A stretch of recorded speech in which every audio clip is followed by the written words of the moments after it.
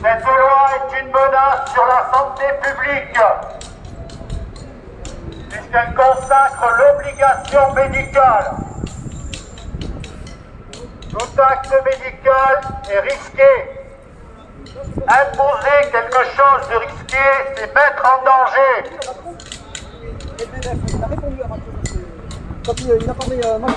C'est contraire à la médecine.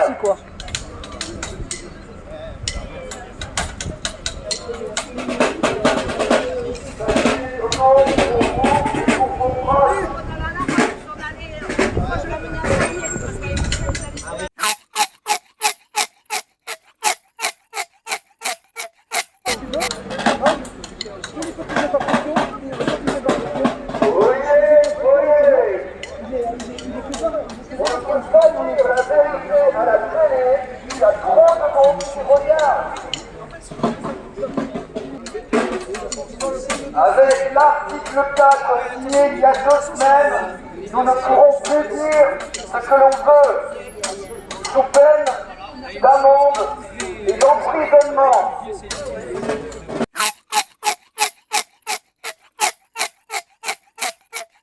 C'est constaté depuis plusieurs années, et la part des salaires ayant diminué, le terme inflation est inapproprié. Il s'agit de profit.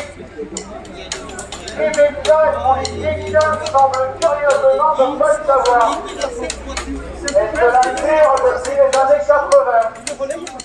Pour l'avenir de nos enfants, nous devons le brider et rappeler aux politiques qu'ils ne sont pas que au service du capital. Quelle nation a envahi un pays avec un prétexte fallacieux, sans subir ni embargo, ni gel des avoirs, ni boycott. Et les États-Unis, en Irak, en 2003, cela a engendré le chaos dans la région et a fini de ternir l'image des Américains. D'ailleurs, la France n'a pas davantage été inquiétée pour la guerre injustifiée de Sarkozy en Libye contre Kadhafi, de Hollande au Mali contre les Berbères du Nord, puis de Macron au Sahel contre le Maghreb islamique. Les guerres aussi ont engendré le chaos et certitude. Les guerres ont aussi engendré le chaos et certitude des Français qui ont fini par se faire virer de la région. Nous devrions regarder le mal que nos dirigeants font à l'étranger. Ils sont, paraît-il, nos représentants.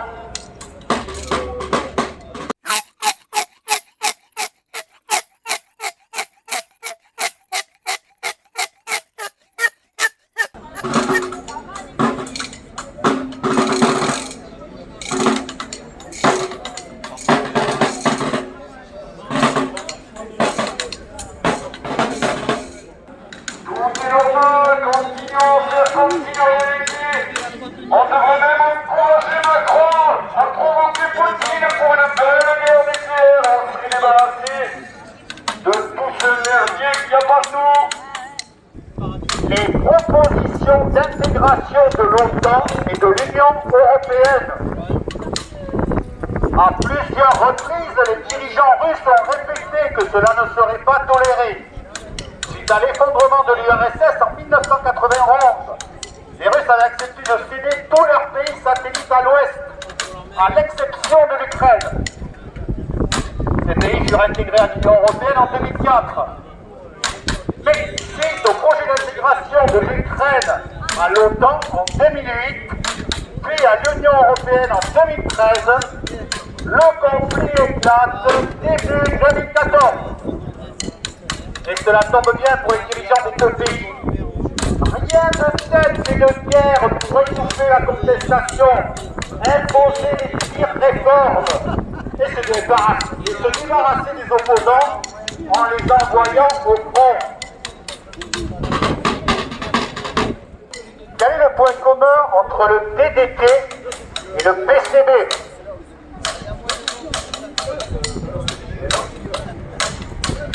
Ils font partie des plus de 30 molécules toxiques et cancérigènes que nous ingurgitons tous les jours.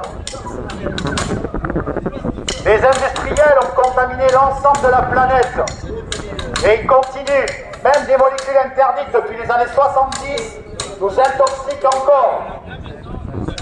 La justice n'inflige que quelques millions de dollars d'amende à ces firmes qui en gagnent des milliards. Elles n'ont aucune raison d'arrêter. La perpétuelle clémence de la justice la rend coupable. Il y a eu engorgement volontaire de 38 hôpitaux sur plus de 1600. On a euthanasié de façon massive les personnes âgées dans les EHPAD en leur administrant, en autorisant l'administration de molécules létales, le Rivotril en France, le Midazolam en Angleterre, etc., dans le but de déclencher la peur. Disait Pierre Chaillot, Covid-19, ce que révèlent les chiffres officiels. L'INSEE annonce pour 2022 une surmortalité de plus qu'attendue de 53 800 personnes. Une surmortalité plus élevée qu'en 2020 et 2021. Et pour vous apercevoir de ça, messieurs, dames, vous avez simplement à taper sur Internet surmortalité France 2022.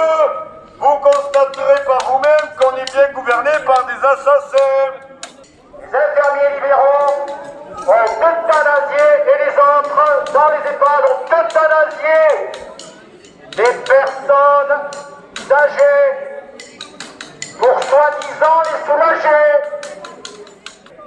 Et l'été dernier, 163 services d'urgence sur 389 ont dû fermer.